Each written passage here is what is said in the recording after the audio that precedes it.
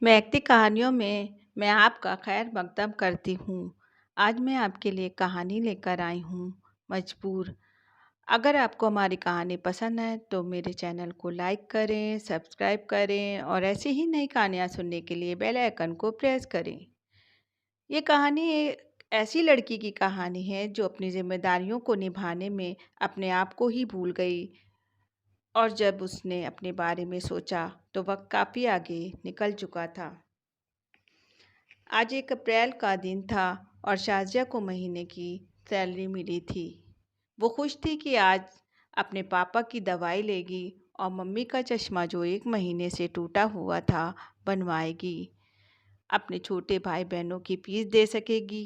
वो 4 भाई बहनों में सबसे बड़ी थी। उसके बाद फौजिया, नादिया और सबसे छोटा सैफ था। पापा को फॉलिज का अटैक हुआ था, तब से वो बिस्तर पर थे। उनकी बीमारी के बाद सबसे बड़ी होने की वजह से घर की सारी जिम्मेदारी उसने अपने ऊपर ले ली थी। उसकी तनख्वाह से ही घर का सारा खर्च चलता था। वो एक प्राइवेट कंपनी में जॉब करती थी। बाजार से पापा के लिए दवाई लिए वो तेज तेज कदमों से अपने घर की तरफ जा रही थी। तभी उसे लगा कोई उसका पीछा कर रहा है। रात के 8 बज रहे थे। स्ट्रीट लाइट ना आने की वजह से सड़कों पर भी काफ़ी अंधेरा था। उसे अंधेरे की वजह से डर भी लग रहा था कि अचानक पीछे से उसे किसी ने आवाज़ लगाई, शाज़िया, शाज़िया।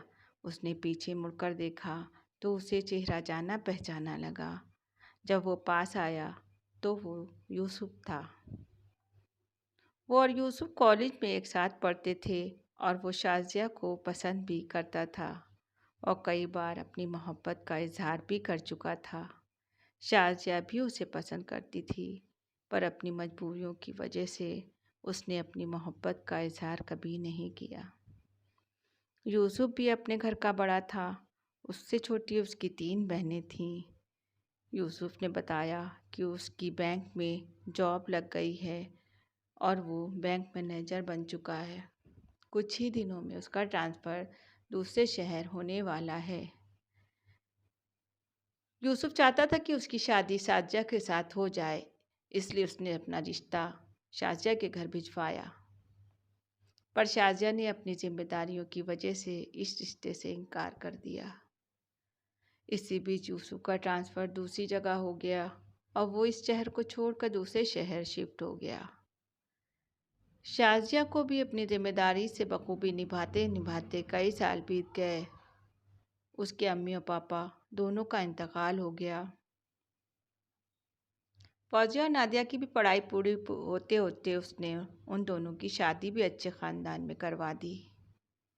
सैफ का भी बीकॉम का रिज़ल्ट आ गया था। वो भी बैंक कंपटीशन की तैयारी में लगा हुआ था। जिम्मेदारियां पूरी होते होते शाज़िया के बालों में सफ़ेदी झांकने लगी थी। अब उसे लगा कि उसका भी कोई साथी होना चाहिए जिससे अपने दिल की बात कर सके। आज उसे यूसुफ की बहुत याद आ रही थी।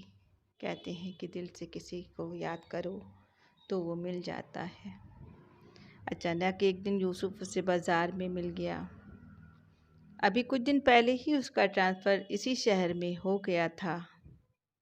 शाज़िया से वो बड़ी खुशमिजाजी के साथ मिला। बताया कि उसकी भी 3 बहनियों की शादियां हो गई हैं और उसके भी मम्मी पापा का इंतकाल हो गया है। बातों ही बातों में उसने अपने घर आने की दावत दी।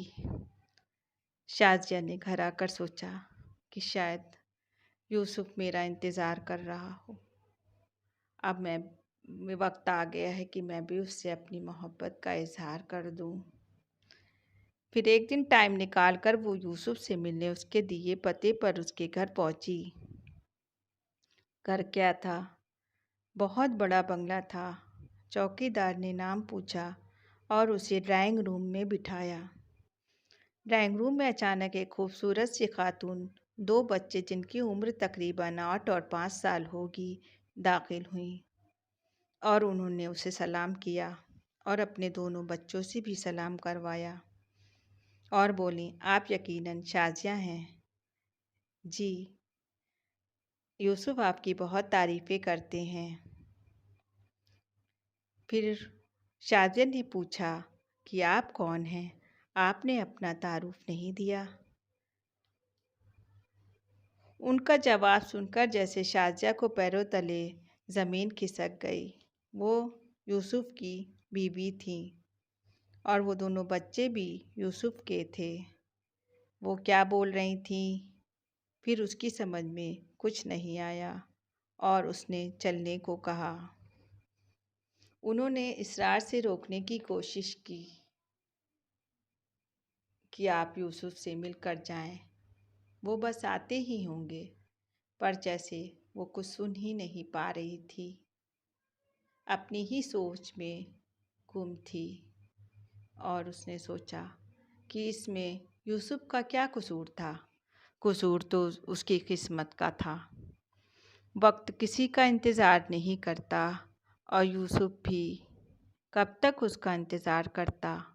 ये सोचते हुए वो बाहर निकली और शिकस्ता कदमों से अपने घर की जानिब चल दी।